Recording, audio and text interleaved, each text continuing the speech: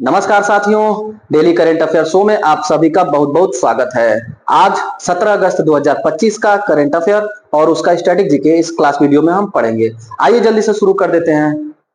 पहला current affair पूछा गया है, अगस्त 2025 में भारत का विदेशी मुद्रा भंडार कितने डॉलर पहुंच गया। याद रखे रहिएगा साथियों, ऐसे ही प्रश्न अभी उत्तर प्रदेश में समीक्षा अधिकारी का जो परीक्षा आया था उसमें पूछा गया था। दिसंबर 2024 में हमारे भारत का विदेशी मुद्रा भंडार कितना था। तो ऐसे ही ये प्रश्न है। भविष्य में आपका एसआई का एग्जाम, पेट का एग्जाम, पीसीएस का एग्जाम होगा, याद रखे रहिएगा। अगस्त 2025 में 693.62 अरब डॉलर हमारे भारत में विदेशी मुद्रा भंडार है। किस तिथि तक? अगस्त 2025 तक। कितना? 693.62 अरब डॉलर विदेशी मुद्रा भंडार से। याद रखिएगा आप साथियों, इसकी जब बहुत ज्यादा कमी हो गई थी तो हमारे देश में 1991 में हमारे देश के तत्कालीन यानी उस समय वित्त मंत्री थे मनमोहन सिंह। वित्त मंत्री मनमोहन सिंह और प्रधानमंत्री की बात की जाए तो 1991 में इस समय प्रधानमंत्री थे पीवी नरसिम्हा राव। पीवी नरसिम्हा राव। वित्त मंत्री मनमोहन सिंह ने हमारे देश में एक आर्थिक क्रांति की शुरुआत की। आर्थिक क्रांति किसे कहते हैं? आर्थिक क्रांति। इसी समय में साथियों एलपीजी आया था।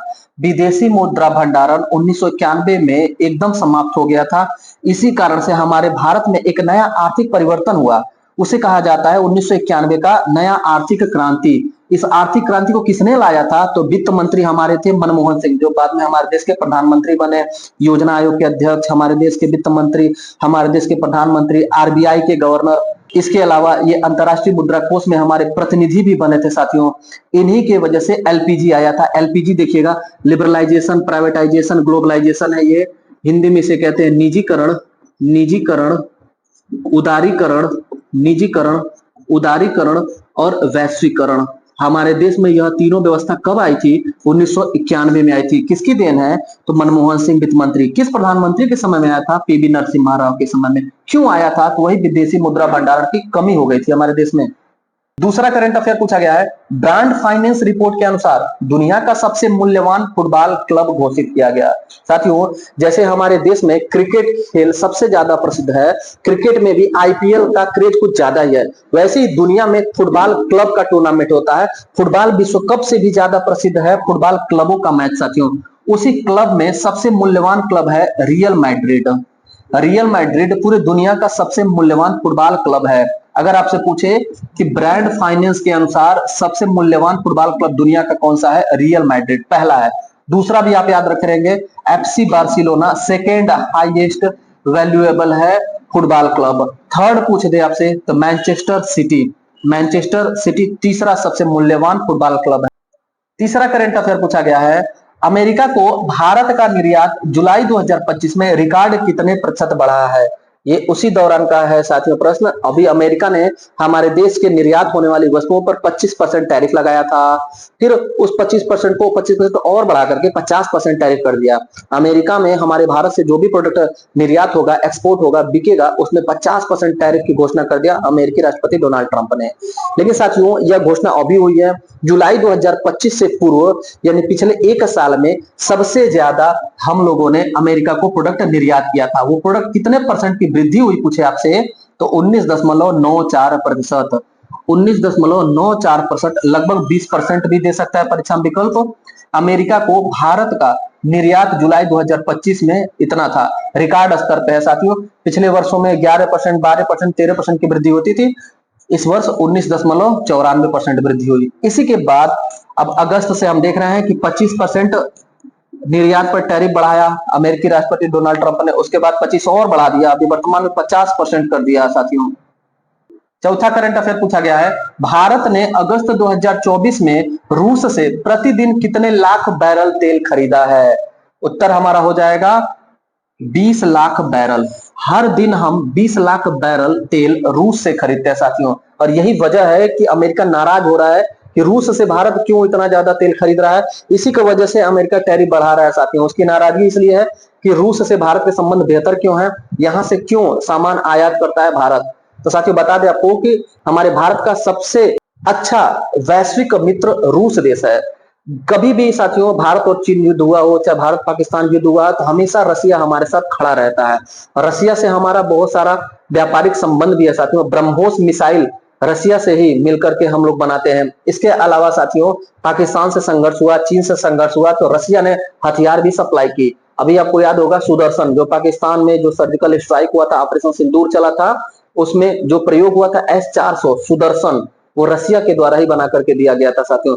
क्रायोजेनिक इंजन जो रक्षा प्रौद्योगिकी समझौता था, वो भी रसिया से ही था साथियों। इसलिए रिकॉर्ड स्तर पर हम तेल खरीदते हैं। इस वर्ष अगस्त 2025 में रूस से कितना तेल खरीदा गया, प्रतिदिन की बात हो रही है साथियों। एक दिन में 20 लाख बैरल हम तेल, यानी कि पूरी दुनिया में सबसे ज्यादा इस समय कच्चा तेल हम किससे खरीद रहे हैं, रूस से। लगभग ये 35% प्लस है साथियों, 35% से ज्यादा। जो 100% हम तेल आयात करते हैं, उसमें सबसे ज्यादा रूस का प्रतिशत है। अगर आपसे पूछे कि एक बैरल में कितने लीटर होते हैं, एक बैरल में कितने लीटर होते हैं, तो याद रखिएगा एक बैरल में 159 लीटर होता है। चाहे पानी चाहे कुछ भी, एक बैरल कितने लीटर के बराबर होता है, तो 159 लीटर के बराबर होता है। पांचवा प्रश्न पूछा गया है, 16 अगस्त 2025 को किस पूर्व प्रधानमंत्री की 7वीं पुण्यतिथि मनाई गई। याद रखिएगा अटल जी, पूर्व प्रधानमंत्री हमारे हिंदी के विद्वान अटल बिहारी वाजपेयी जी, इनका 16 अगस्त 2025 को 7वीं पुण्यतिथि मनाया गया साथियों, 7वीं पुण्यतिथि। किसने नारा दिया था, जय जवान जय किसान, तो लाल बहादुर शास्त्री ने। जय जवान जय किसान, जय जवान जय किसान नारा दिया था लाल बहादुर शास्त्री ने।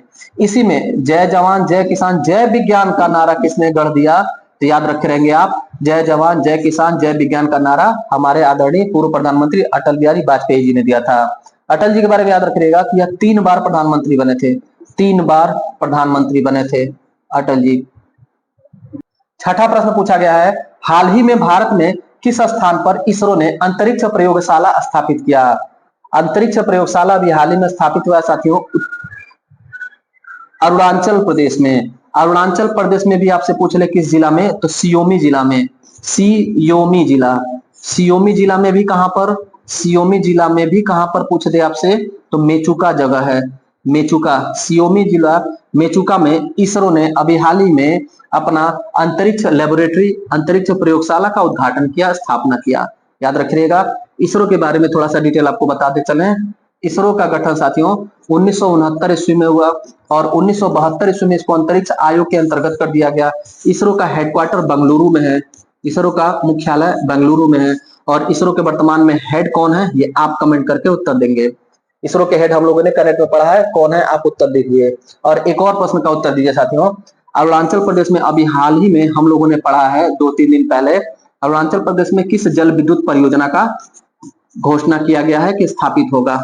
इस जल परियोजना का नाम बताइए और इसरो के प्रमुख अभी कौन है, इनका नाम बताइए, कमेंट करिए। सातवां करंट अफेयर पूछा गया है, टॉप ब्रांड 2025 के अनुसार वैश्विक ब्रांड सूची में शीर्ष स्थान पर कौन कंपनी है।